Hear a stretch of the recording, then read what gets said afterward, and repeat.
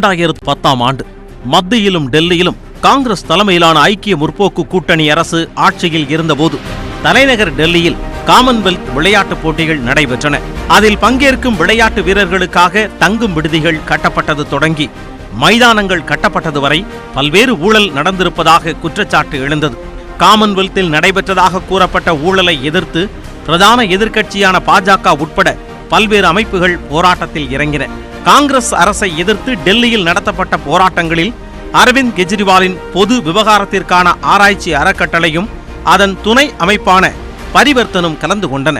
போராட்டத்தை முன்னெடுத்த மற்ற அமைப்புகள் காமன்வெல்த் ஊழல் தொடர்பாக வெறுமனே விசாரணை நடத்த வேண்டும் என்று முழக்கங்களை முன்வைத்தன. ஆனால் அரவிந்த் கெஜ்ரிவால் ஊழல் தடுப்புத்துறையோ அல்லது சிபிஐயோ விசாரணை நடத்தினால் உண்மை வெளிவராது என்ற கருத்தை முன்வைத்தார். ஆகவே அரசியல்வாதிகளை விசாரிப்பதற்காக மத்தியில் லோக்பால் அமைப்பும் மாநிலங்களில் லோக் ஆயுக்தா அமைப்புகளும் உருவாக்கப்பட வேண்டும் என்ற கோரிக்கையை முன்வைத்தார் அரவிந்த் கெஜ்ரிவால். லோக்பால் அமைப்பு வேண்டும் என்று அரவிந்த் கெஜ்ரிவால் அன்று முன்வைத்த கோரிக்கையும் அதற்காக அவர் உறுதியாக முன்னெடுத்த போராட்டங்களும் அடுத்த 3 ஆண்டுகளில் அவரை டெல்லியில் முதலமைச்சராக உயர்த்தின.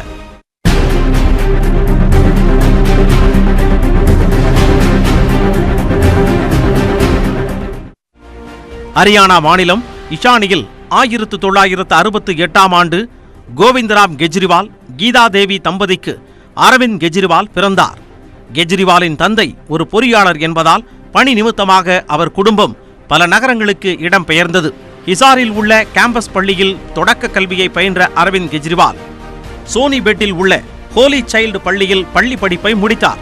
1985 ஆண்டு ஐஐடி நுழைவுத் தேர்வை எழுதிய அரவிந்த் கெஜ்ரிவால் தேசிய அளவில் 563ஆம் இடத்தை பிடித்து தேர்ச்சி பெற்றார். மேற்கு வங்கத்தில் உள்ள கரக்பூர் ஐஐடியில் மெக்கானிக்கல் இன்ஜினியரிங் முடித்த கெஜ்ரிவால் டாடா ஸ்டீல்ஸ் நிறுவனத்தில் பொறியாளராக பணியில் சேர்ந்தார். 2 ஆண்டுகள் பணியாற்றிய அரவிந்த் கெஜ்ரிவாலுக்கு லேசான அதிருப்தி ஏற்பட்டது. ஆகவே சிவில் சர்வீஸ் தேர்வு எழுதுவதற்காக சம்பளமில்லாத விடுப்பு எடுத்த அரவிந்த் கெஜ்ரிவால் பிறகு 1992ஆம் ஆண்டு நிரந்தரமாக வேலையை ராஜினாமா செய்துவிட்டு தேர்வுக்காக படிக்க தொடங்கினார். இந்த சமயம் கொல்கத்தாவில் தங்கியிருந்த கெஜ்ரிவால் அன்னை தெரேசாவின் சமூக பணிகளால் ஈர்க்கப்பட்டார். ஓய்வு நேரத்தில் அன்னை தெரேசாவின் தன்னார்வ அமைப்பில் இணைந்து சமூக தொண்டுகளை மேற்கொண்டார். கெஜ்ரிவாலின் சமூக பணி அவருடைய படிப்பை எந்த வகையிலும் பாதிக்கவில்லை. 1993ஆம் ஆண்டு சிவில் சர்வீஸ் தேர்வில் தேர்ச்சி பெற்ற அவர் IRS எனப்படும் இந்திய வருவாய்த்துறை பணிக்கு தேர்வு செய்யப்பட்டு டெல்லி வருமான வரி ஆணையர் அலுவலகத்தில் இணை இயக்குநராக பணியில் சேர்ந்தார். வருமான வரித்துறை அலுவலகத்தில் பணிபுரியும் போது அரசு துறையின் தகவல்கள் வெளிப்படையாக இல்லாததே ஊழலுக்கு வழிவகுக்கிறது என்பதை அரவிந்த் கெஜ்ரிவால் புரிந்து கொண்டார். சமூக அவலங்களின் மீது கோபமும் சமூக தொண்டின் மீது ஆர்வமும் கொண்ட கெஜ்ரிவால் பணியில் இருக்கும் போதே ஊழலுக்கு துணை புரியும் அமைப்புகளை மாற்றவும் எதிர்க்கவும் போராடத் தொடங்கினார்.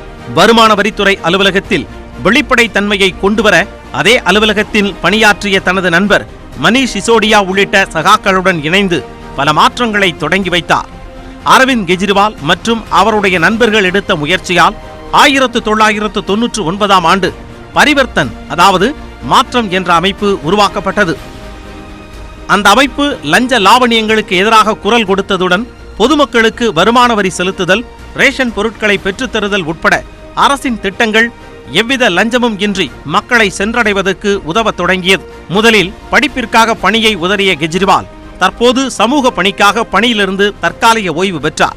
பரிவர்த்தன் அமைப்பில் முழு நேரமாக வேலை செய்ய தொடங்கிய கெஜ்ரிவால் வருமான வரித்துறையில் வெளிப்படைத்தன்மை வேண்டும் என்ற கோரிக்கையை முன்வைத்து வருமான வரித்துறை ஆணையர் அலுவலகத்தின் வாயிலில் தர்ணா போராட்டங்களை நடத்தினார். டெல்லி மின்சார வாரியத்தில் லஞ்சம் தலைவிரித்தாடுவதை கண்டித்து மக்களை திரட்டி அதன் வாயிலில் போராட்டம் நடத்தினார். இவ்வாறாக அரசு அலுவலர் கெஜ்ரிவால் சமூக செயல்பாட்டாளராக உருவெடுக்க தொடங்கினார்.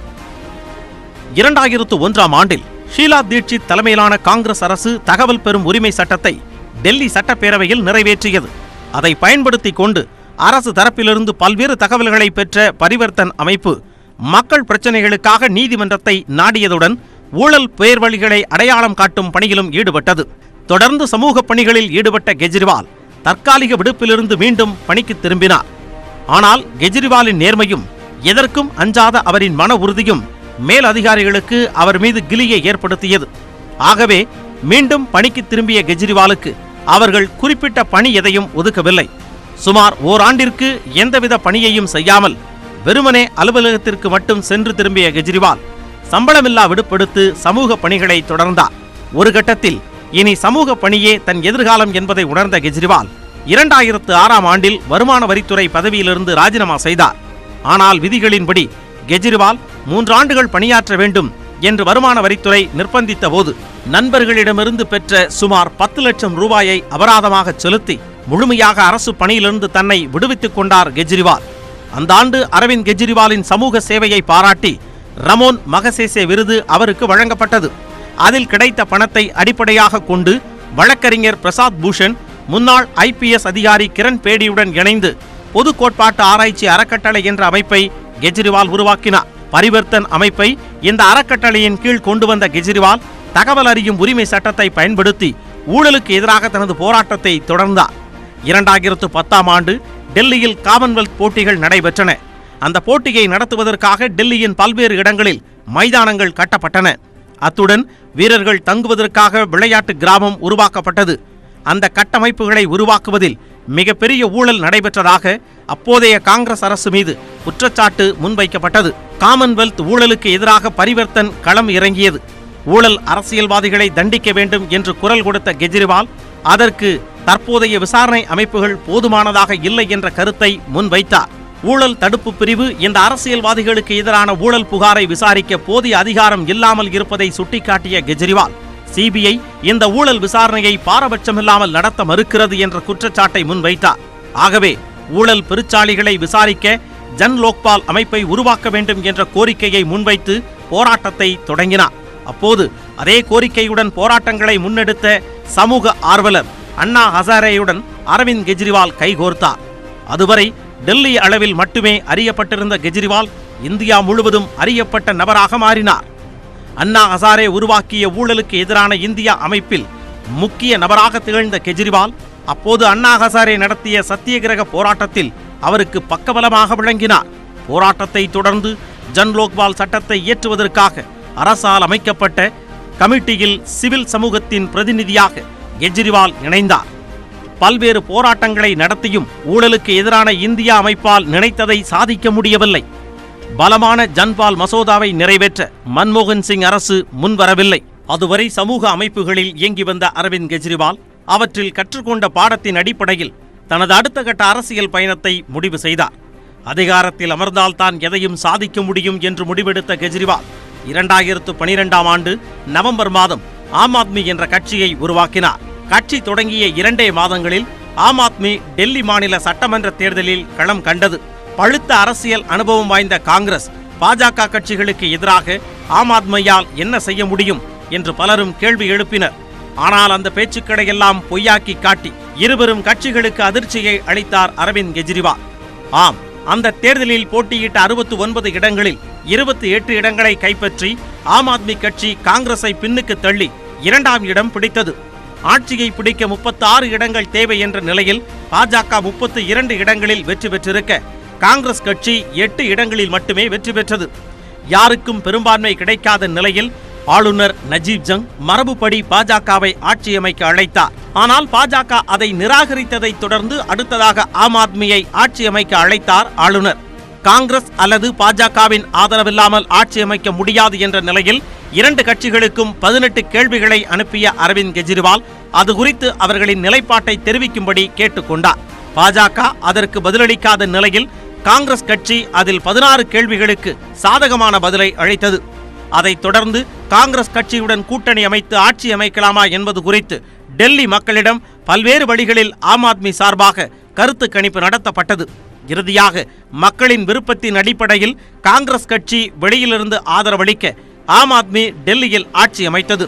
அரசு பணியாளராக தனது வாழ்க்கையை தொடங்கி ஊழல் எதிர்ப்பு போராளியாக உருப்பெற்ற அரவிந்த் கெஜ்ரிவால் டெல்லி முதலமைச்சராக பொறுப்பேற்றுக் கொண்டார்.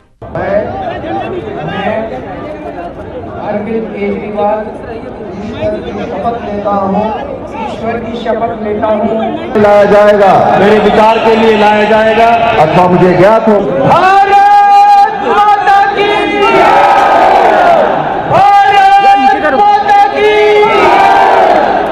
ஆட்சி ஆட்சி பொறுப்பை ஏற்றாலும் அதிகாரம் டெல்லி முதலமைச்சருக்கு இல்லை என்பதை அடுத்த சில நாட்களிலேயே ஆம் ஆத்மி புரிந்து கொண்டது.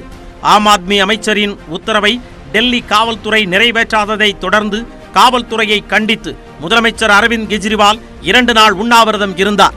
அடுத்ததாக அதிகாரத்தை எதற்கு கைப்பற்ற வேண்டும் என்று நினைத்தாரோ அந்த பணியை முடிக்க அரவிந்த் கெஜ்ரிவால் களமிறங்கினார்.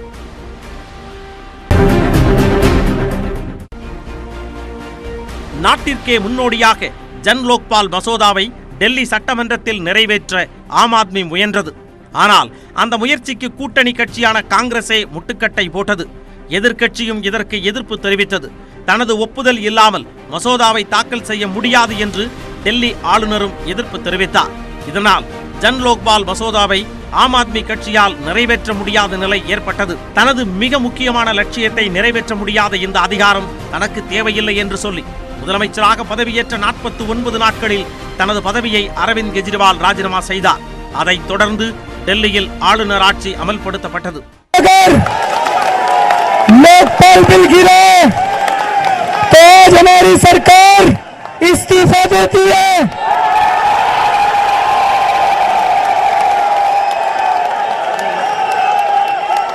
आज हमारी सरकार इस्तीफा देती है।